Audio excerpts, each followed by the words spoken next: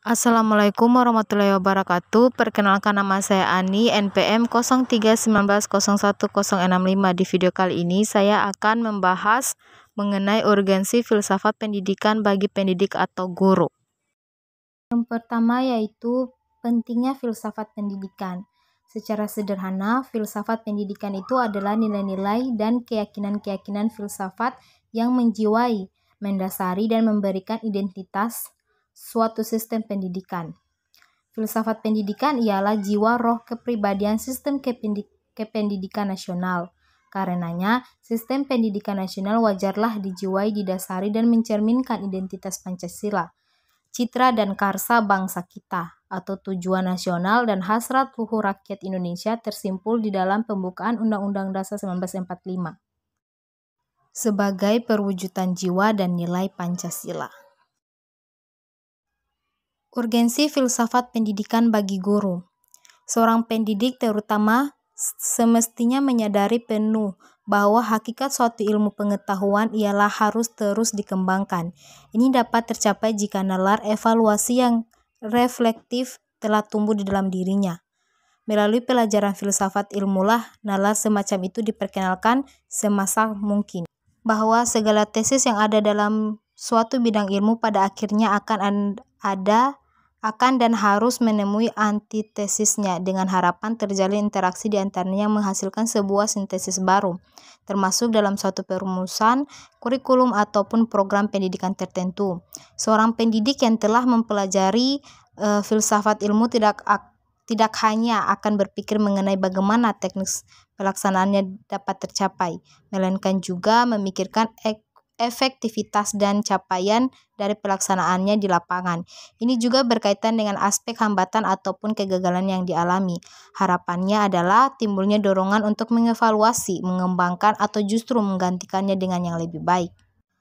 Proses berpikir sintetik a priori yang diajarkan dalam filsafat ilmu semacam inilah yang paling dianjurkan untuk diterapkan oleh para pendidik atau guru dalam menekuni profesinya, bahwa setiap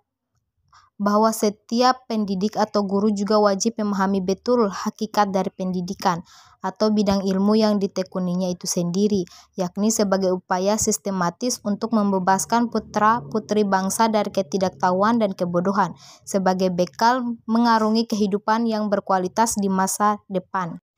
3 pilar utama filsafat ilmu, yaitu ontologi, epistemologi, dan aksiologi, dapat memandu setiap pendidik untuk terus menemukan dan memahami dasar-dasar ilmu, asumsi dan implikasi dari suatu ilmu, khususnya pendidikan maupun bidang yang ditekuninya. Dengan demikian, pemahaman yang utuh dan menyeluruh dapat dimiliki oleh setiap pendidik atau guru, sehingga mereka tidak hanya menjalani profesi secara statis, melainkan karena dilandasi kesadaran.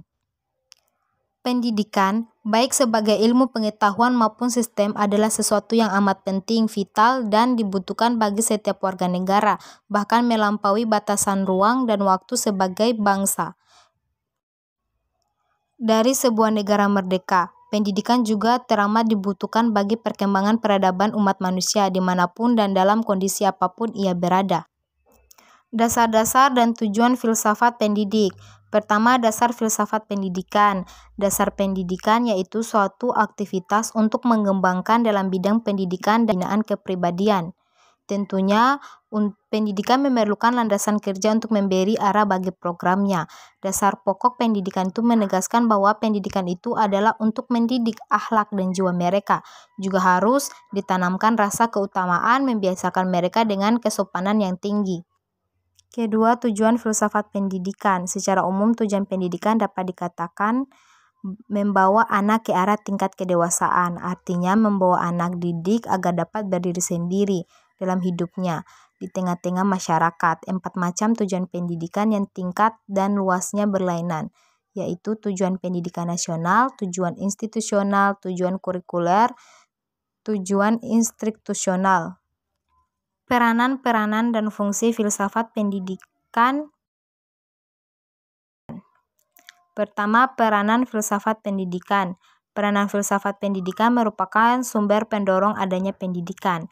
Dalam bentuknya yang lebih terperinci kemudian, filsafat pendidikan menjadi jiwa dan pedoman asasi pendidikan.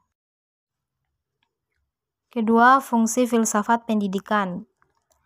Fungsi filsafat pendidikan tersimpul dalam fungsi-fungsi berikut. Pertama, fungsi spekulatif. Filsafat pendidikan berusaha mengerti keseluruhan persoalan pendidikan dan mencoba merumuskannya dalam suatu gambaran pokok sebagai pelengkap bagi data-data yang telah ada dari segi dunia.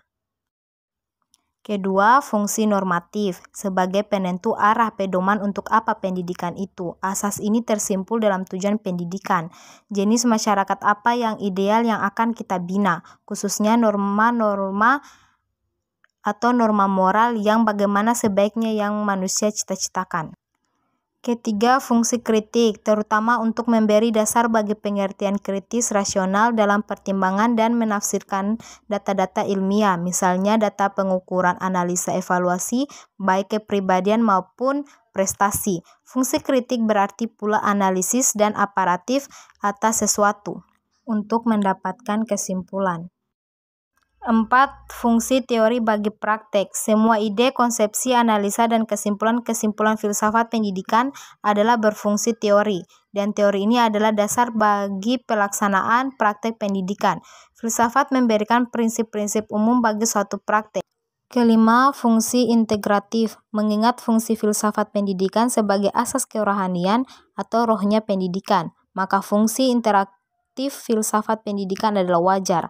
Artinya bagi pemandu fungsional semua nilai dan asas normatif dalam ilmu pendidikan sebagai ilmu normatif.